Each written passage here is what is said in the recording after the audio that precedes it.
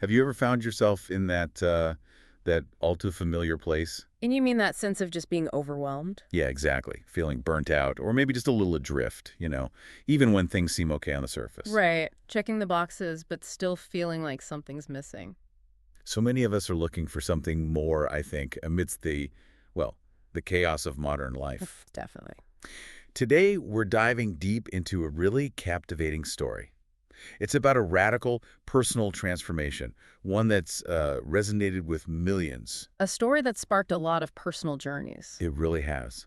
Our focus for this deep dive is Robin Sharma's book, The Monk Who Sold His Ferrari. It's incredibly influential. Hugely influential. And what we've done is gone through a really detailed review of it. Hmm. Our mission for you is basically to pull out the most important nuggets of wisdom, the key insights. Kind of a shortcut to understanding its core message. Exactly. Its impact, its strengths, even its criticisms, all without you having to read the whole thing cover to cover. You're fast-tracked to getting it. Okay, so where does it start? The book cleverly introduces this character, Julian Mantle. Ah, yes, Julian. And he's someone many might recognize, at least that external picture. A high-flying lawyer, super successful. Had it all, right? The big house, the fame, the money, and that iconic red Ferrari. The absolute picture of success by most people's standards. Yeah, he definitely had that image down. But, it makes you think, if you have everything, what else is there? Well, that's the thing. Sharma peels back that shiny layer. And underneath. Underneath, Julian was actually a wreck, completely consumed by stress, terrible health, really, and just this deep, hollow feeling, no real purpose. And then bam, the breaking point. A massive heart attack, right in the middle of a courtroom. Wow. Talk about a wake-up call. The ultimate one. It forced this dramatic, unavoidable change in his life. So what happened after that? He kind of just disappeared. Indeed. After that scare, Julian just vanished, gone for months. His colleagues, like John, who sort of becomes our narrator in the book, were baffled, had no idea if he was ever coming back. And when he finally did show up again, the change was drastic. Almost unbelievable, according to the story. This wasn't the same stressed-out lawyer. He was calm, full of energy, just glowing with this inner peace. It sounds almost mythical. It's presented that way. And the first big reveal to John, Let me guess. The Ferrari. he'd sold it. Sold everything, the house, the car, all the material possessions. Wow. Outstatement. A huge one. A total shedding of his old life. And his journey hadn't been to, another law firm or a beach resort. Where do you go? He went searching. His journey took him way up into the Himalayas. The Himalayas. Seriously. Seriously. He spent time there with this rather enigmatic group. They're called the Sages of Savannah. Sages of Savannah. And there, he didn't just learn a few tips. He properly immersed himself in these ancient principles, things like personal mastery, mindfulness, true spiritual well-being. So he went from high-powered lawyer to, well, almost a monk himself. In a way, yes, that's the transformation. And the book's structure, how does it share these ideas? Well, that's quite clever, too. Julian doesn't just come back changed, he comes back to teach. So he shares it. He shares these lessons through conversations with his old colleague, John. So it reads less like a textbook and more like you're listening in on this personal mentorship. Making it more accessible, I suppose? Definitely. It invites you into the process. Okay, so Julian's back. He's transformed. He's sharing his wisdom. What are these core lessons he brought back from the sages? Let's dig into the first one, which sounds pretty foundational. Self-discipline and mastery. Yes, and the book really hammers this home. It frames controlling your thoughts not just as, like, a helpful skill, but as the absolute foundation for any real, lasting success or peace. So it starts in the mind. Totally. It's like, if your inner world is chaotic, forget about achieving lasting external stability. The sages taught Julian that mastering your mind using techniques like visualization, mindfulness isn't just a side thing, it's the first crucial step. The first domino, you could say. Exactly. Sets everything else in motion. Okay, that makes sense. And once you have that mental foundation, what's next? The review highlights the second lesson. The power of purpose. Right. Because you can have all the self-discipline in the world, but if you don't know where you're aiming, You're just spinning your wheels. pretty much. Julian learned that without a clear personal mission, a why, all the success symbols, the Ferraris, the mansions, feel empty. Purpose gives your life direction, meaning it fuels you. It's about knowing your destination, not just driving fast. Well put. And it's not just about huge, lofty goals either. It's about infusing even small daily actions with that sense of purpose. Interesting. Okay, so discipline, purpose. Yeah. Then there's a big shift towards living with simplicity. Julian selling the Ferrari really embodies this, doesn't it? Oh, absolutely. It's such a powerful symbol in the book. It drives home that idea that maybe, just maybe, less really is more. It's not just about getting rid of physical stuff, though. No, that's part of it, decluttering your space. But it's also, maybe more importantly, about decluttering your mind.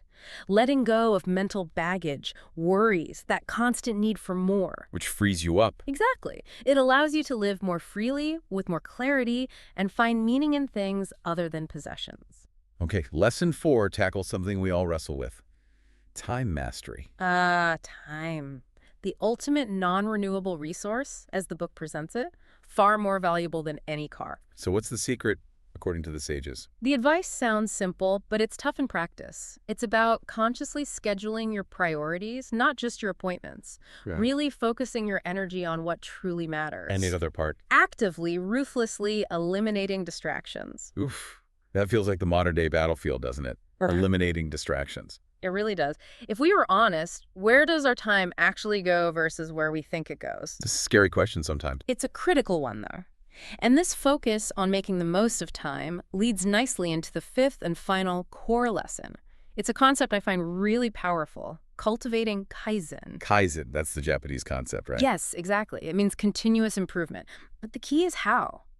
It's not about massive dramatic changes overnight. So no instant makeovers. No, think smaller. Think tiny, consistent steps, like a craftsman making minute adjustments, or water slowly shaping rock. Small ripples making big waves over time. Precisely. The sages taught Julian that these small daily efforts, maybe adding 1 minute to meditation, reading one more page, making one healthier choice, they compound.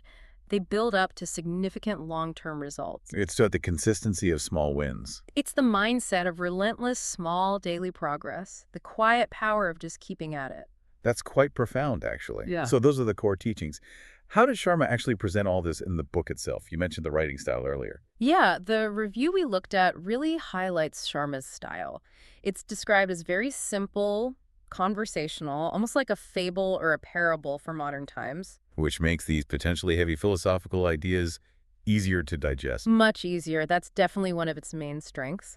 It's incredibly inspirational. It really motivates you to maybe look at your own life and priorities. And it bridges that gap between, say, ancient Eastern wisdom and a modern Western audience. It does that very well. Presents these ideas in a way that's easy to grasp. And crucially, it's not just theory. It gives you things to do. Yes, actionable steps. Mm-hmm. Affirmations, specific meditation techniques, daily rituals, they're woven right into Julian's story with John, so it feels practical. Okay, so it's inspiring, accessible, practical. Yeah. But no book is perfect. What about the criticisms mentioned in the review? Well, one common point is oversimplification. Some readers feel the solutions offered might be a bit too neat and tidy for the messy reality of complex life problems. Like, just think positive might not solve deep-rooted issues. Something like that. And the narrative itself, while serving the message, isn't exactly a gripping page-turner in terms of plot. It's quite predictable. More a vehicle for the lessons. Exactly. It feels constructed to deliver the teachings.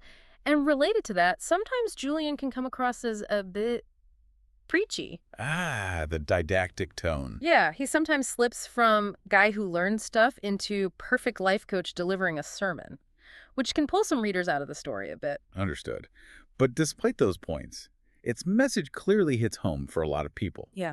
What about some of those key takeaways, those memorable quotes? Oh, there are some really potent ones, like, your I can is more important than your IQ. I like that. Focus on belief and action over innate ability. Then there's the core idea about mindset. The quality of your life is determined by the quality of your thoughts. That really sums up the self-mastery part, doesn't it? It does. And connecting to that, how thoughts create reality. Everything is created twice, first in the mind and then in reality. Powerful stuff. So, putting it all together, who is this book really for? Who gets the most out of it, according to the review? It seems ideal for people who are feeling that burnout we talked about at the start, maybe feeling stuck, especially in their careers, or just searching for more meaning despite having external success. People may be feeling a bit like Julian before the heart attack. Exactly. Also, it's great for fans of self-help in general, or anyone curious about Eastern philosophy but wanting a gentle, easy introduction. So a good starting point for mindfulness and purposeful living. A very accessible one, yes. Okay, so we've really traced Julian Mantle's journey today. From that dramatic collapse, the selling of everything, the journey to the The Himalayas. wisdom he brought back from the sages of Savannah. Discipline, purpose, simplicity, time, Kaizen. Right. And this deep dive, drawing on that detailed review, shows how the book really tries to boil down these big ancient ideas into steps we can actually think about using in our modern lives. Making them feel less abstract and more, well, actionable. So, for you listening, just take a moment. Think about those 5 core lessons we discussed. Self-discipline, purpose, simplicity, time mastery, Kaizen. Does one of those resonate more strongly with you right now, where you are in your life? Yeah, which one kind of jumps out? And following on from that, thinking about Kaizen, how could even a really small, consistent effort in that area start to shift things for you? A tiny change applied daily. It makes you think. Yeah. And perhaps here's a final thought to leave you with, something to mull over. It comes straight from the book's core message. If the quality of your life truly is determined by the quality of your thoughts. What small daily discipline of thought could you maybe start cultivating, even today, to begin sparking your own inner transformation?